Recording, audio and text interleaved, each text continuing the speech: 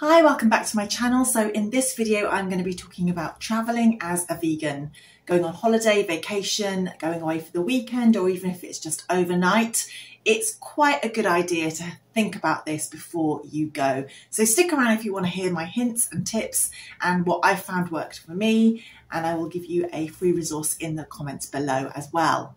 So traveling as a vegan, why do you need to prepare? Well, the truth is, of course, we still live in quite an un-vegan world. Lots of places are better than others, but it is always worth checking out a few things and doing a little bit of preparation and research before you go. In my opinion, you just don't want to get caught out with these kind of things. So you don't need to. Let's start with before you go. So before you even think about where you're going, it's a really good idea just to do some research online, some really general, generic research. And there's lots of different ways you can do this. So of course, you might have an idea, destination in mind. So just look it up through Google and search that destination name and the word vegan or vegan travel in XYZ destination name. And just start looking at what comes up. It will be blog posts, some maybe YouTube videos, maybe some tourist information, lots of different things will probably pop up that will give you some ideas. Because like I say, there are some places which are maybe even more vegan friendly than where you live, and other places which are going to be far less aware of veganism and be less vegan friendly. So doing that bit of research before you go might give you that idea as to what kind of vegan status they have at the moment, wherever it is in the world you're going. And of course, if you are going abroad, the language barrier might be a thing as well. And although lots of countries are amazing at speaking English, obviously I speak English, still there is sometimes that translation problem. And when it comes to what I'm eating, I don't want to fall into any traps or fall into any problems in terms of trying to explain what I am. And the reason I say this is because I have been, for example, in Switzerland, where I was with staying in a hostel, and the lady spoke amazing English, and I explained what I meant by veganism, what I eat, what I don't eat, and she seemed to completely understand me. And then she still brought me something out with chicken in it. Believe it or not, for some people, being vegan or vegetarian even might mean, oh, you just don't eat red meat. I know that sounds crazy to somebody who understands what veganism is, but believe me, there are people that think that's what it means. You say I'm vegan and they say, oh, but do you eat fish? You understand what I'm trying to say. The point is, it's very good to be prepared for these situations. And the way that I would do that personally is to, whatever language you are going, whatever the native language is to have some phrases and sentences either written on a piece of paper, old school, or in your phone in their native language. If you're going to Greece or Spain or Italy, wherever it might be, you're going somewhere like Russia, who knows where you're going, but that language, if it isn't your language, it's a really wise idea to have some sentences and phrases written out in their native language so that it makes it absolutely apparent and clear not only that you are vegan, but what veganism actually means. Like I say, some people think, well, oh, so you don't want to eat animal products, that's fine, but can I cook your vegetables in chicken stock, for example? For some people, they might think that's still vegan. Of course it isn't. So it's good to be really, really clear. So going back to research, obviously looking through Google is a first place to start, but don't forget also about other sites such as Instagram, Pinterest, Facebook, within Facebook groups, for example. There are other places that you can do a bit of research. It really can make a big difference because you will get so many people that vlog and travel and blog that, are vegan travelers, and that there is information out there. If you look in different spots and places on the internet, you're more likely to pick up different bits of information. And you might even be able to contact somebody directly who's been to that place that you went as a vegan traveler and has got tons of information about how it went for them. It depends on you and what kind of person you are. Some people relish this kind of pre-holiday research and really getting to grips with it all. For other people, this might be something you've never done before. But I can tell you honestly, it is really, really, really helpful. And there are so many people that want to help and give advice, especially in the vegan community, because we all kind of know, because we've all been there and been in that experience where you've gone somewhere for a lovely day out or a holiday or an event like a wedding, and it just didn't work out that well for you as a vegan. So we know as vegans that if we can help other people to not fall down any traps, or to just sort of say, oh, if you just go around this corner, there's this amazing place that is perfect for vegan food. Example there. So yeah, have a look inside some of these Facebook groups, for example. They are brilliant and they're so easy to find. You know, again, if you say we're going to Greece, you know, traveling in Greece as a vegan, or vegan Facebook group in Greece, or English speaking vegans in Greece. There's, you know, use different keywords in different orders, put them into Facebook, select by groups, and you will no doubt find some kind of Facebook groups there. And within those groups are going to be that targeted audience of people that have probably got the information you're looking for. So utilize Facebook groups big time. I really do think they are a little treasure chest of information. Pinterest and Instagram, of course, people love taking photographs of their food. So again, just use those keywords of your destination with the word vegan and see what comes up. You never know, you can search by hashtags, different ways, keywords, and things might come up that just give you that bit of information and that knowledge before you go on holiday that there are places for you to go and visit specifically for veganism or vegetarianism. Another great thing to research is your flights and the terminals, the actual airport terminals. A lot of terminals now have all of their restaurants and cafes and everything in their websites. So you can just go on before you even travel and you can see, are there places in this terminal where I'm going to be able to have a decent meal? Or should I prepare and bring something with me? So I would always advise to do that. And if you're going on a flight or a long train journey and you can pre-book your meal, of course, remember to book the vegan option. And I know I'm biased, but whenever I have done this, the vegan options are so much nicer looking and tasting than the animal alternatives, especially on flights. I think flight food, you know, it's not got the best reputation anyway, but if you've got an intolerance or an allergy, or you're vegan or vegetarian, you'll quite often get your meal brought out first if you've pre-ordered it. And it comes along and it actually is okay.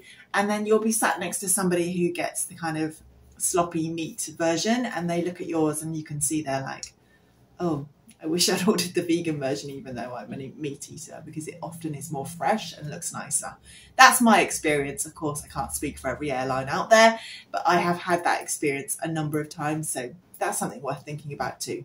There is a brilliant app from the Vegan Society. It's called Vegan Passport. It's not free, but actually it is very good. It's a really good resource. You obviously just download it. You do need to pay for that. I think it's about £5, $6, $7, something like that. And it's got loads of languages and vegan phrases in there, apparently 70 languages. So this is really good for that translation thing that I was explaining about. Maybe get a bit prepared and have a few sentences written out.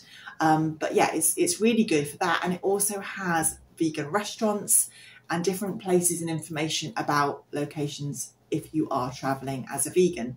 So that might be something that's really good for you. And of course, they're going to be updating that as time goes on. And it's something that it's yours to keep. So whenever you go on holiday or you travel, you've got your Vegan Passport app. So I'll link that down in the description below. That's really great too. If you're enjoying this content, please subscribe, like, comment. It really helps me to grow my new little vegan channel. And it also lets me know that you're enjoying what you're watching. So that would be great and appreciated. Thank you. Talking of other apps and websites, there are a few others which I'll show on the screen here. We've got Happy Cow. Now, Happy Cow is predominantly for vegan and vegetarian food. And again, you just type in your destination and it will give you a map and show you these are places nearby. It is excellent. I have used it many, many times. I find it really, really good, and it is global too.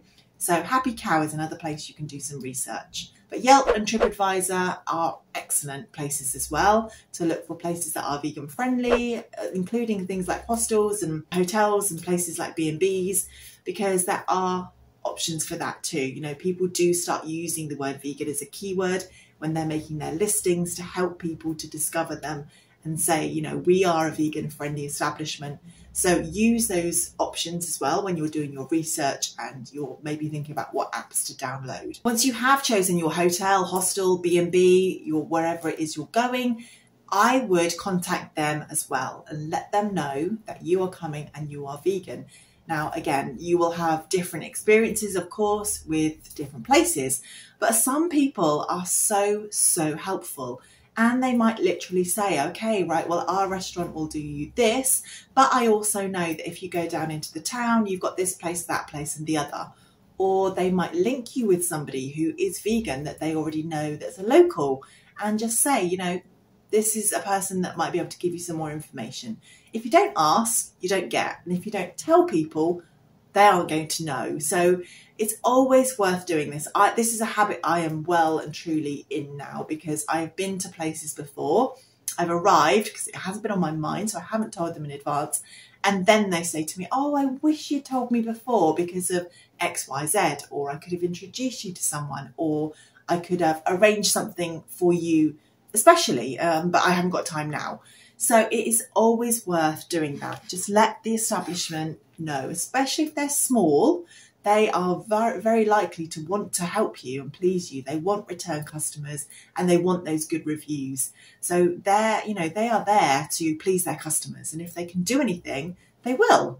Quite often is the case. Maybe it's a massive chain hotel that you're going to get a bog standard response. But if it is something a bit smaller, you know, you might be lucky and get someone that really wants to help you out. Another thing I always do if I'm traveling for more than, say, 2 nights is I will take like a plastic container, a Tupperware, or I'll make sure I've got a bit of food wrap, cling film, tin foil, something like that in my bag. Just because if you do end up doing something like going out for a whole day walking, or you want to travel somewhere and you just don't know if there's going to be anything great for you to eat at this particular location, you have that option to buy something while you're away and stick it in, you know, a bit of tin foil, so you know that you've got something with you when you're traveling. Or for example, if you found a really amazing place that does great vegan food and you know, but tomorrow we're going somewhere that isn't going to be as great, you can order double and you can put it in a bit of cling film, and then you've got something the next day when you're, say, out going for a walk or traveling or doing something like an excursion. And it's just really nice to have that. Even if you don't use it, you've got it in your bag and it's an option. It is an option so that you can keep a bit of food with you if you need to. I think that's brilliant because I've been caught out with that as well before. So it's good to always have something with you to travel with. And the last bit of advice I would give is to remember your vitamins and supplements, you know, your B12 and anything else that you do take as a vegan. Remember to take those with you. And also remember to take your own cosmetics. So over here in the UK, we can buy those little tiny mini empty plastic bottles, and we can, you know, fill those up with shampoo, conditioner, moisturizer, body cream, sun cream, whatever it is that you're going to be using. And the reason I say is take your own is because when you're over at home, you can buy things that are cruelty-free and vegan quite easily because you can do a bit of research. Again, I'll put a great website on the screen now, which is Cruelty Free Kitty, a brilliant website to help you make sure that you are choosing cruelty-free and vegan options in terms of your cosmetics and household products.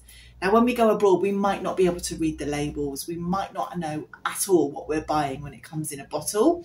So personally, I think just to avoid any problems with that and to make sure that you are remaining cruelty free, just take your stuff with you and take it in a little bottle so it's not, you know, these huge bottles that we do buy when we're at home. I hope this information has been helpful and has given you a few different things to think about when it comes to traveling as a vegan. And these kind of apply whether it's just a one-night stay at a bed and breakfast in your own country, or whether you're going on a big holiday and you want to make sure that you know you've got some provisions organised and researched before you go. Hope you enjoyed this video, and please drop a comment down below and give me any experiences that you have had as travelling while vegan, or vegan curious, or travelling with someone else who's a vegan. Let me know down in the comments. I'd love to hear any of your experiences, and I will see you next week. Bye for now. See ya.